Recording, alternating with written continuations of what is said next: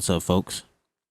Today I got for you in Fallout lore the Super Mutants, monsters or victims. What if humanity's greatest mistakes wasn't the bombs, but the creatures born after? Today we're diving into the story of the Super Mutants, one of Fallout's most feared factions. Are they monsters to be destroyed or victims of a cruel experiment gone wrong? So the establishments and the origin of these guys, the Super Mutants, exist because of the FEV, the Forced Evolutionary Virus. On the West Coast, the FEV was perfected at the Mariposa military base, where the master, crazy dude, like FEV ended up, we'll talk about that later. All right, so the master created his army to unify humanity, quote unquote. His goal: force all into one race without weakness, free from disease and radiation. Kind of like a ghoul, right? All right.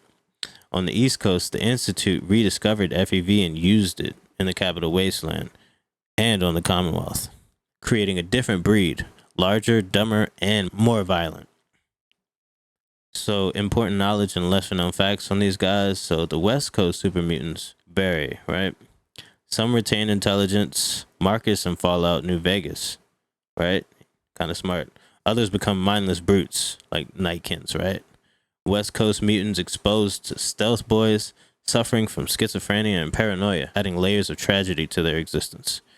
East Coast super mutants reproduce by forcibly dipping wastelanders into the FEV vats. Many victims don't survive. Those who do are permanently mutated. Some super mutants live unnaturally long lives. They're practically immortal, immune to radiation, disease, and aging. Leadership and goals. So the Master in Fallout 1 sought unity through mutation, a twisted but visionary goal, I guess you could say. After his defeat, some groups splintered. The Nightkins followed their own path, and some mutants, like Marcus, fought for coexistence with humans. East Coast mutants, lacking unifying leaders, act more like war bands, spreading chaos and fear. They have no vision, just survival and expansion. And damn, do they do that? Yeah, they're tough. Their strengths and weaknesses,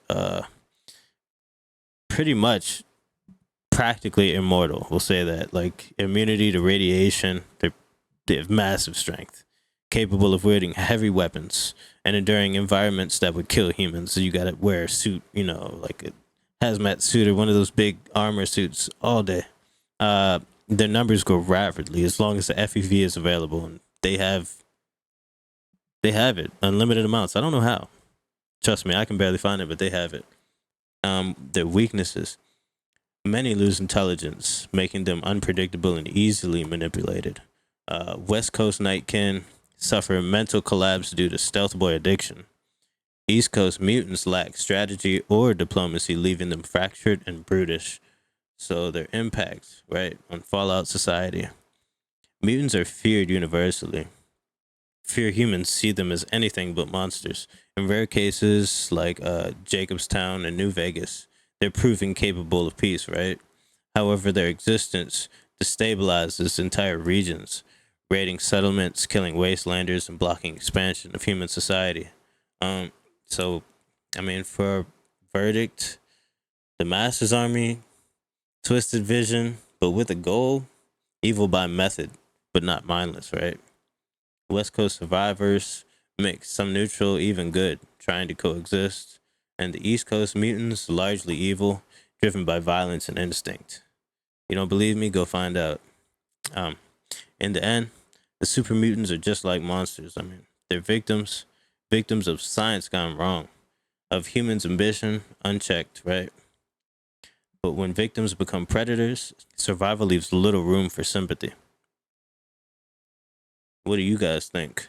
Should the super mutants be destroyed for humanity's future? Or do they deserve a place in the wasteland? Let me know in the comments and stay tuned. Next time we'll dive into another faction that I would ruin for y'all, but I ain't going to. Till next time, y'all keep wondering.